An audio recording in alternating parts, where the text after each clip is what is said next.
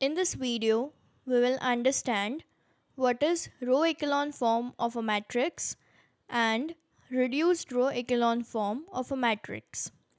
There are some basic properties which must be satisfied, then only we can call a matrix to be in the row echelon form. The first property is the first non-zero element in a row is 1. This entry is known as the pivot or the leading entry. I'll just show you by an example. Suppose we have a matrix. The first entry is 1. The first row elements are 1, 2, minus 1, 3. Then the elements in the second row are 0, 1, 5, 6. And elements in the third row are 0, 0, 1, 4. So this matrix is said to be in the row echelon form. Here we'll see the first property. The first property says that the first non-zero element in a row is 1. So as you can see in the first row, the first non-zero element is 1. Now this one is known as the pivot or the leading entry. Then the second property is every zero row of a matrix appears below the non-zero row. So seeing this with the help of an example, the matrix is row 1 is 1 1 0, second row 0 1 0, and third row is 0 0 0. Now as you can see in the third row, below this 1, that is below the non-zero row, we are having a 0 row. This is the second property.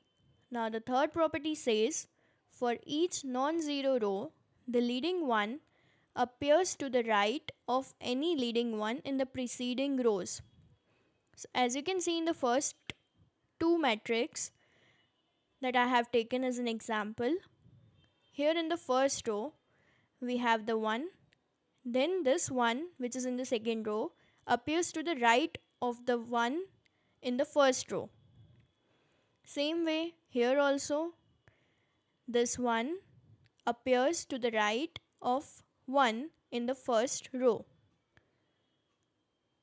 We can take another example also.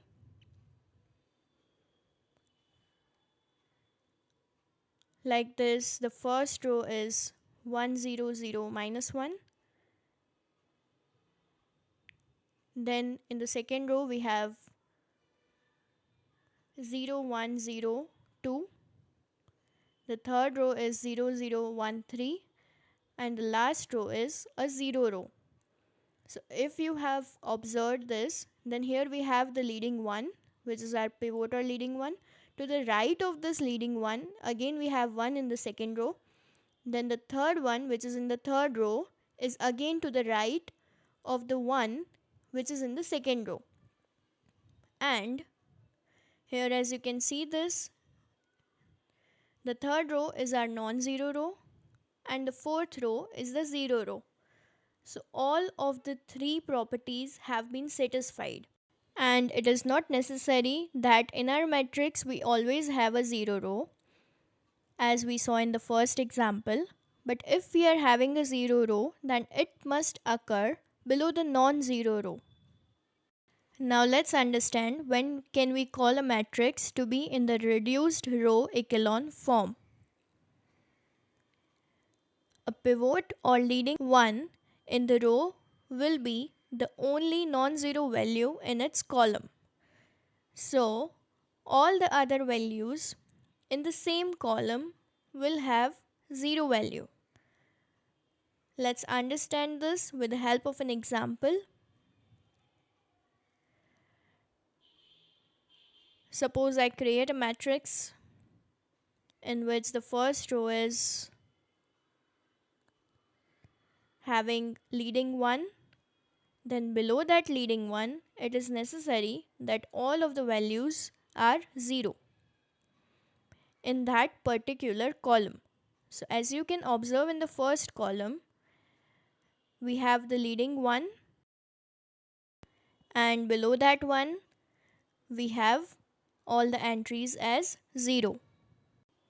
Then if you will observe in the second row, again we are having leading 1. So we'll have 0 value in the second column also. So as you can see, all of the 3 other values are 0. Now again in the last column we have our leading 1. So all the other entries in that particular column will be 0. The row echelon form of a matrix is obtained by Gauss elimination, and further, when we'll convert a row echelon form to reduced row echelon form, then that process is known as Gauss-Jordan elimination process. So here we have understood when we can call a matrix to be in the row echelon form and when we can call it to be in the reduced row echelon form. Thank you.